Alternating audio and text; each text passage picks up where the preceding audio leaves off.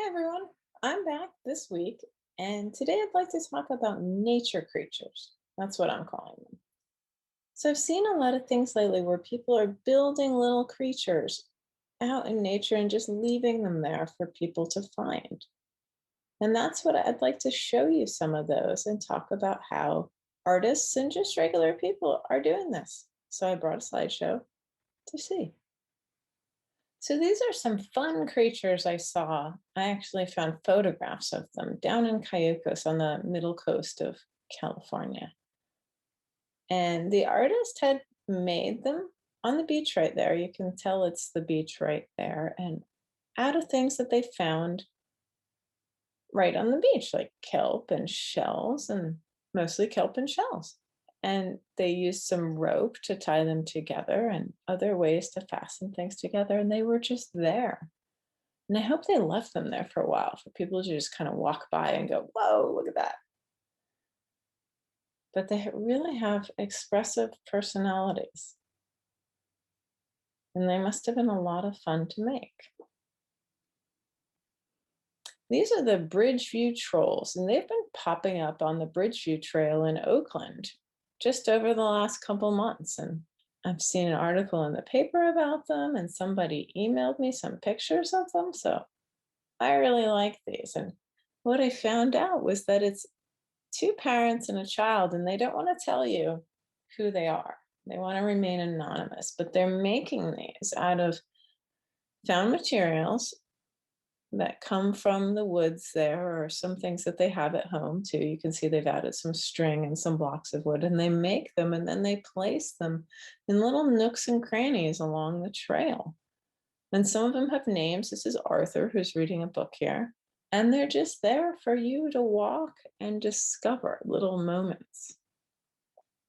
Here's Kramer and this little caterpillar guy. And people have started adding trolls too, like other people.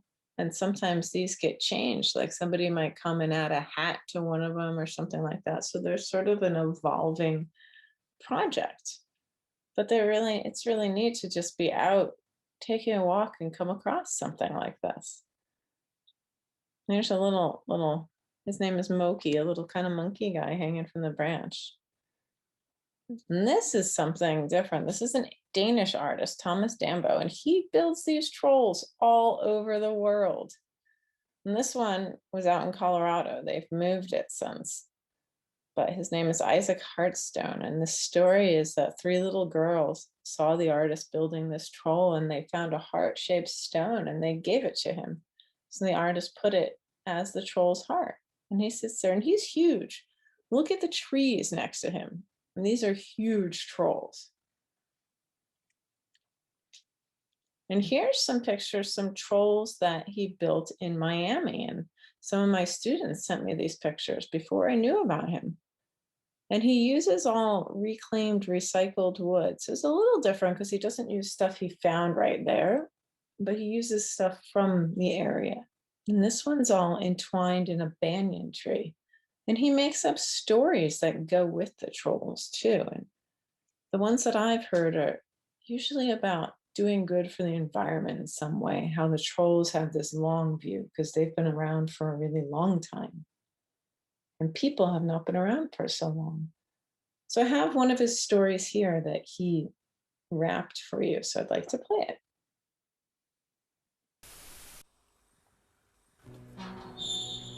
They were 7 good friends, both together and alone. By the river in the valley in the forest they had home.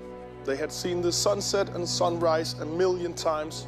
The 7 giant trolls stood as tall as the pines. Una and Joris were friends for life and liked to lay in the grass, watching the skies crawl by, telling stories about the past. Mikeli was strong as a dragon and always on his way. Camiel was wearing a mask, and new for every day. And Arvid liked to carve his dreams into ancient trees. Hannes to put pearls on a string for everyone to see. And little Nora had only seen the sun rise around a million times. She was still a growing troll with a tail and young mind. They could see past the forest to where the future emerged. They had seen civilizations crumble and new rise from the dirt. They had seen the mountains grow, turn to ice, melt and burn.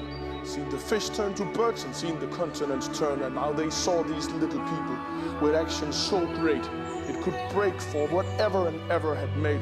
And the trolls got afraid. They knew life should never be borrowed. It was meant to be shared with the day of tomorrow. So the 7 trolls gathered up on a mountain top to find a new way. The old way of now had to stop. And Gamiel spoke up. We must help them get better. The little people means good, but they're too young to be clever. Let's build them a tower as tall as a troll and show them all beings are one in the soul. It took them all winter, by summer it was done. And they then invited all the little people to come. And the little people walked to the top where they opened their eyes and saw past the forest, the mountains and skies. They saw to the future with tears in their eyes. What they saw no one knows, but their eyes never lie.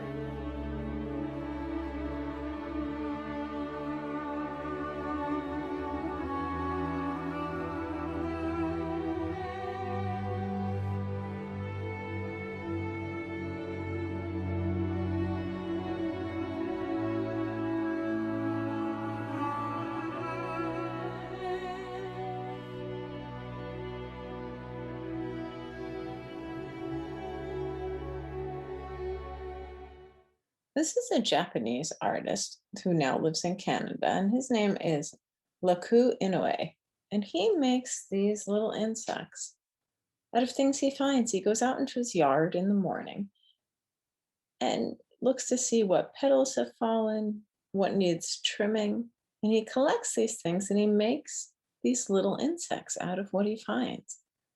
And what's fascinating about them is that they're not glued or attached in any way. They're just placed on a sheet of paper and he takes a picture of them and that's it.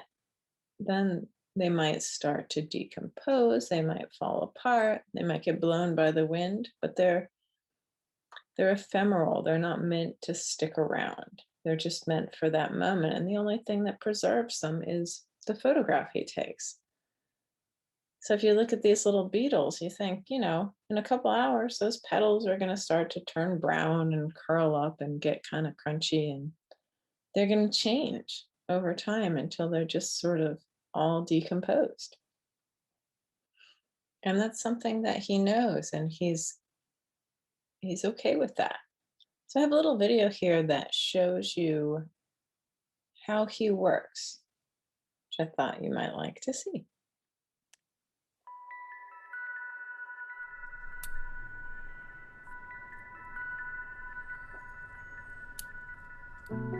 But especially for this type of work, the goal is to not to overthink, just to create in a very natural way.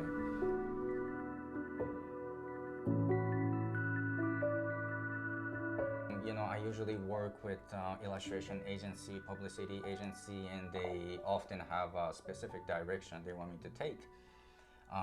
So I just came up with this exercise to be more apt to create in a more like a spontaneous way. I used to make a Japanese flower arrangement, which is called ikebana. Ikebana is about finding the material that's available for that season, for that specific season. Make an arrangement by making sure to respect that material. Let's say one day it rains a lot of the petal will just fall off. So I will pick those petals up and I will use those to create my, let's say, my butterflies.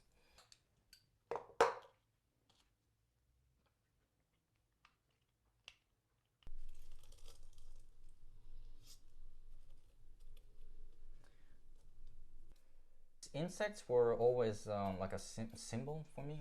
My grandpa passed away when I was very young. And during summer, my mother used to send me to my grandma's house. It's really hot and humid in Japan, so she would open the blind and she would open the door. And every summer, there's a dragonfly that would come inside the house, and she always used to say, "Oh, that's your grandpa, reincarnated, visiting you."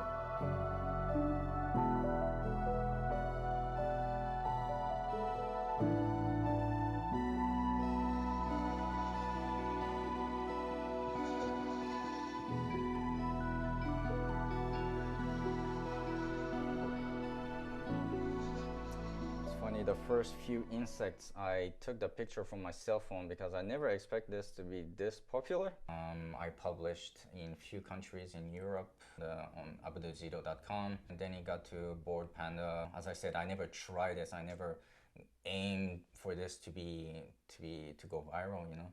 But I've often heard from different artists and designers that the best work that we do is often done when we just go with the flow. You know, we're not trying too hard. So it's never about making something beautiful just for the beauty of it. It's more about having this connection, I guess, with the nature, and by doing that, it just comes out beautiful because nature is beauty for me. Yeah. Well, I think she's agreeing with me. Yeah. So we've seen several artists and people that work with things they find and make little creatures, and sometimes they leave them places for people to find along a trail or something. And so you know what I want you to do. I want you to go outside, let someone know you're going, or take a parent or guardian with you, and collect some things that are interesting to you. I took a walk around Alameda and I collected some of these cool little things that you find on the sidewalk and falling from trees, and some seed pod things.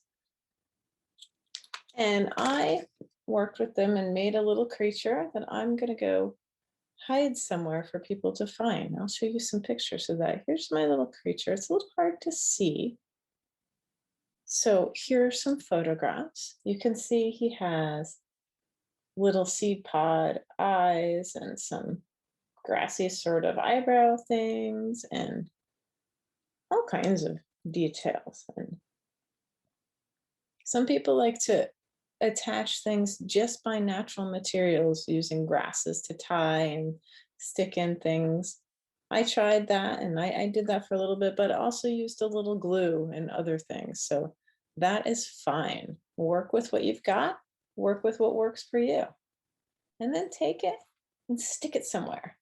Take a picture of it and leave it there. See if anyone is surprised by it or changes it, adds a hat or something. So I can't wait to see what you make.